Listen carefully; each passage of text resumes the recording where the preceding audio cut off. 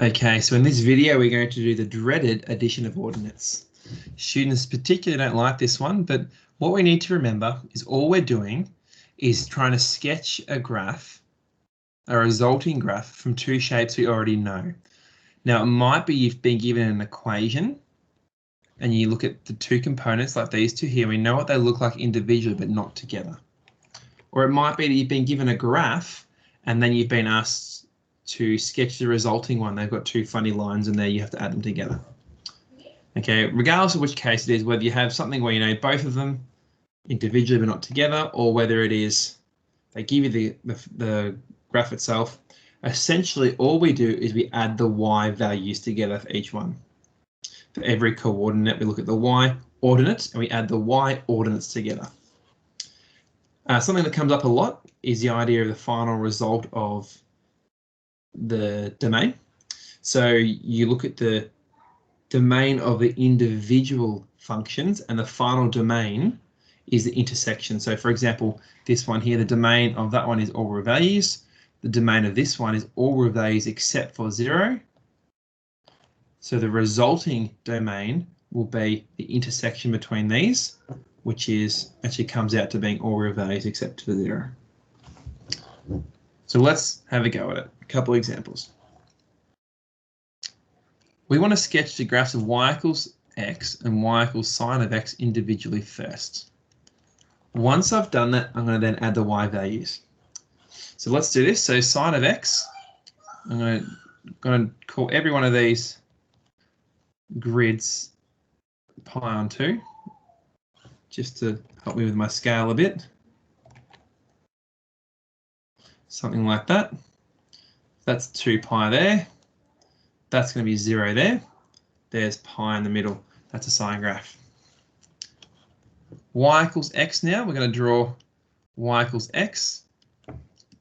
Now that's pi on 2, which is approximately 1.57. So if x is 1.57, y should be about 1.57 as well.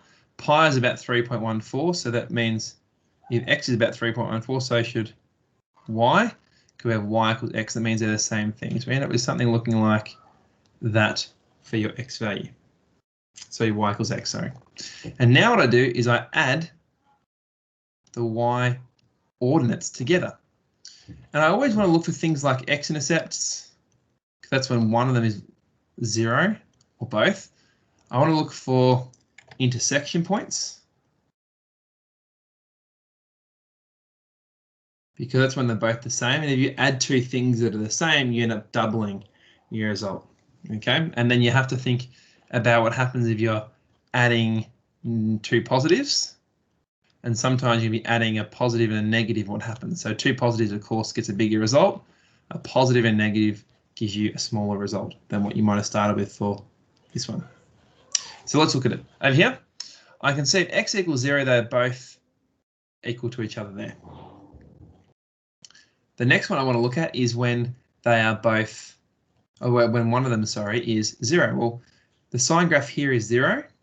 So if I add this y value and this y value together, you are just going to end up with this one here because I'm adding 0 to that. It doesn't do anything. And same here at 2 pi, the graph's going to be about there somewhere because this one, the y value is 0. Now the thing is, what happens in between? Well, let's have a look at, for example, our turning point here. Now our y value there is 1. Essentially what I do is I'm going to take that y value and I grab it and I sit it on top there and I mark in the coordinate of the result like that. I do the same thing here. I'm going to take this one, it's positive. So two positives together, I'm going to take this one, move directly up, put it on top of that one. I'm going to end up with a value there, something like that. And about here somewhere, do one more of them. I'm going to take that one there, I'm going to move it, put it directly on top of that one there. And end up, there we go there. So we're going to have a graph that's going to go through something through there, but then something funny happens once you get past what I've drawn there. And that is that this thing becomes negative. So now I'm adding a positive number with a negative number. Now if I have the positive number and I add a negative, this thing is going to decrease. So what happens now is I'm going to take, whoops, these little strips down here. I'm going to put them up here, but because they're negative, instead of putting them on top, I'm going to put them just below and find out how far down they go. Like that there. I'm going to do the same with about here. Take this one here. I'm going to move this up. It's negative, so when I move it up, it's going to be sitting just below, something like that. And we're going to end up with a point there. And do one more. Let's take this one here, about halfway through, and we're going to put it up. And again, because it's negative, it's going to be sitting just below our shape there. And we're going to have that one drawn there. And it's going to give you a shape that looks kind of a bit funny, but it should make a little bit of sense because the x1 is just going up continually by itself in its constant rate of change. But the sine value is going up and down. So we're going to find this actually continues, going to go up and down. It's going to be like a graph kind of going like that up and down because the sine graph is going up and down. So that's addition of ordinates. The blue line would be your final result. These dots that I've drawn in, you wouldn't want to leave them so large. You'd want to make them a bit smaller if possible. And make it a bit neater and tidier without losing your whole graph like I will. Let's do that. That's tempting things. Okay, so your blue result, your blue one will be the result that you need to have. And of course, we're going to stop it here though, because I have a domain. So 2 pi, and if I put 2 pi in my equation, I'll also get 2 pi. You don't necessarily have to label endpoints if you haven't been given domain. All right, other one. Again, this time I want to draw 2 separate graphs. I'm going to draw y equals x squared. So I'm going to draw that. I'm going to call that 1. 4 is going to come in through here, something like that. Whoops. Come in and go. Whoops. Try one more time. Something like that. Now I'm going to draw 1 on x squared as well. Now 1 on x squared we know looks something like this. Oh, that's not quite where I want it. Something through here. And you have too late. You're going towards the intercept, the asymptote there, because an asymptote, don't forget, horizontally here and one vertically here. So that means in the final result, you are not going to have a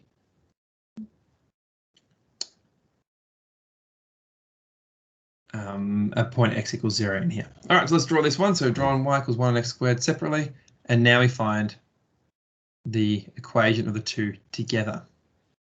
Now, something that often does help instead of doing minus, we'll get there in a minute, is to add the negative, but let's do what they've done for now.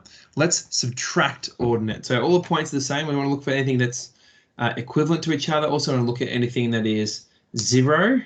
And we've got to think what happens when I subtract a positive. Subtract a positive, the number gets smaller. If I have a positive, subtract a negative, the number then gets bigger, and so forth. Let's have a look. All right, the key points here are going to be the intersection points. At those intersection points, the y values are the same.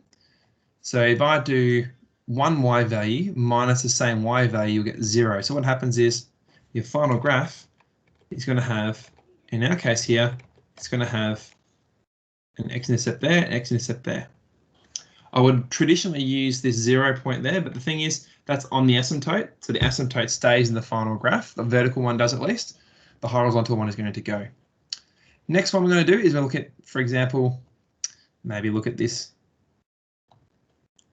tall yellow coordinate there, and I need to subtract this little value here. So remember, I'm going to put this little value, the subtraction is going to go like this, and it's going to go through that point there. And the same thing here. The little y value there, you're going to subtract from that one and plonk it there. This one, a little y value, going to put it down there.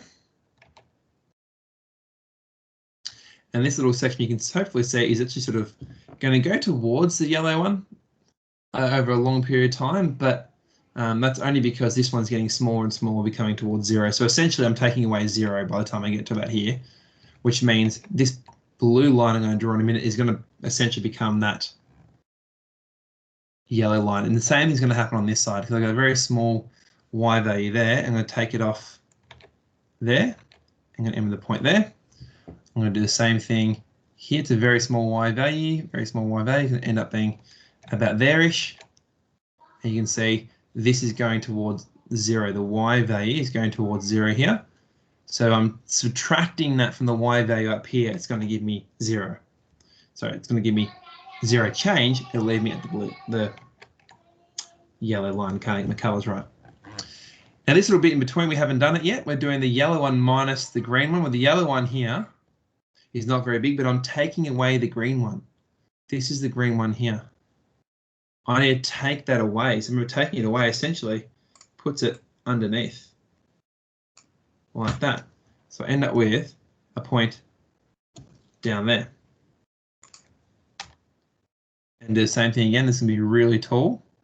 Take it away by putting it underneath here.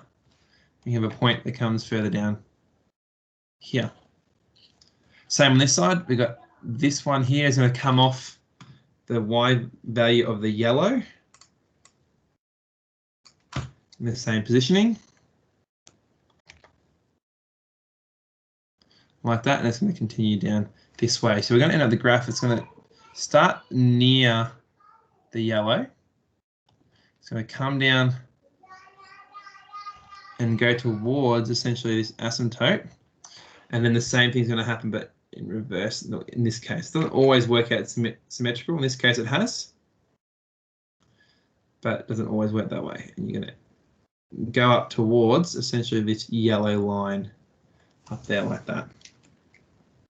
Sometimes is easier than doing subtraction is to plot y equals x squared and then plot y equals -1 on x squared. And then you would do addition of ordinates between these two, because this green one will be flipped to start with. And you might be able to do that.